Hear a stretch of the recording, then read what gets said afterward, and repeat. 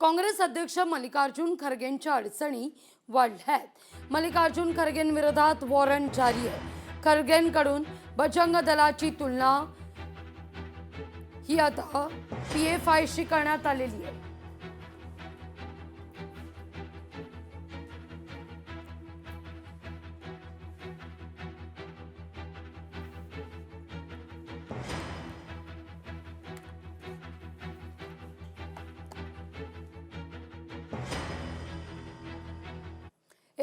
ऑगस्टला निर्णायक आंदोलन करायचंय, जरांगे पाटील म्हणतायत। मराठ्यांना वेड्यात काढण्याचं काम सुरू आहे।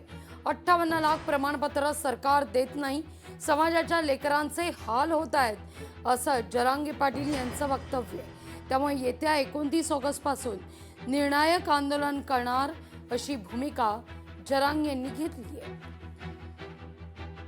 आपल्याला 29 ऑगस्टला म्हणजे 1 महिन्यानंतर आता 29 जुलै शेवटचं खूप मोठं आंदोलन, निर्णायक आंदोलन करायचं। आपल्या 58 लाख नोंदी राज्यात सापडल्या।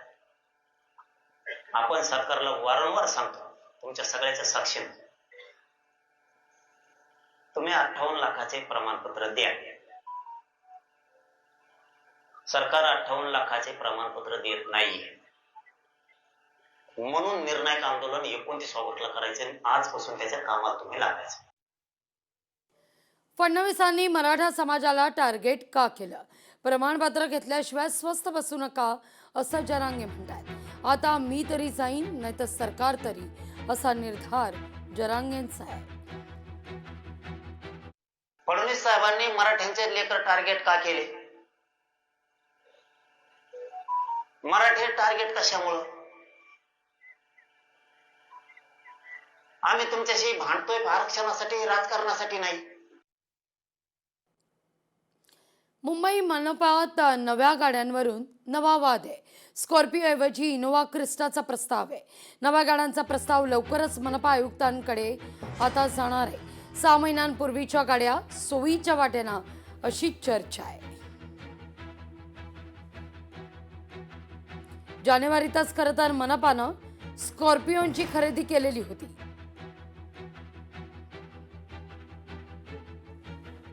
जे वैधानिक समितीचे अध्यक्ष आहेत, उपमहापौर आहेत, यांनी सर्वांनी मिळून आम्ही मागणी केली होती की आता जी वाहनं आम्हाला दिलेली आहेत या गाड्या बदलण्यात याव्या, याविषयी तक्रार होती आणि त्या पद्धतीने प्रशासनाकडे आम्ही गटनेत्यांच्या बैठकीत आम्ही मागणी केली होती। त्यानुसार आताच्या ज्या गाड्या आहेत या बदलून नवीन क्रिस्टा गाड्या घ्याव्यात असा माझ्या माहितीप्रमाणे प्रस्ताव येतोय।